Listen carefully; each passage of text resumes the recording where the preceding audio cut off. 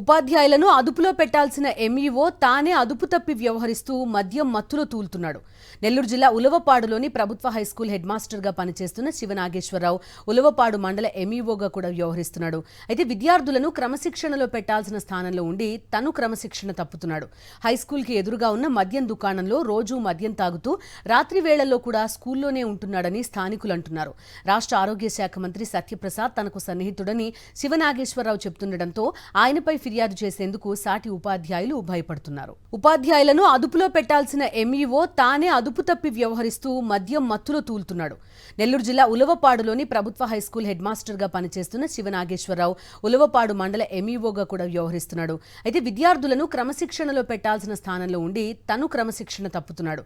హైస్కూల్కి ఎదురుగా ఉన్న మద్యం దుకాణంలో రోజూ మద్యం తాగుతూ రాత్రి వేళల్లో కూడా స్కూల్లోనే ఉంటున్నాడని స్థానికులు అంటున్నారు. రాష్ట్ర ఆరోగ్య శాఖ మంత్రి సత్యప్రసాద్ తనకు సన్నిహితుడని శివనాగేశ్వరరావు చెబుతుండటంతో ఆయనపై ఫిర్యాదు చేసేందుకు సాటి ఉపాధ్యాయులు భయపడుతున్నారు.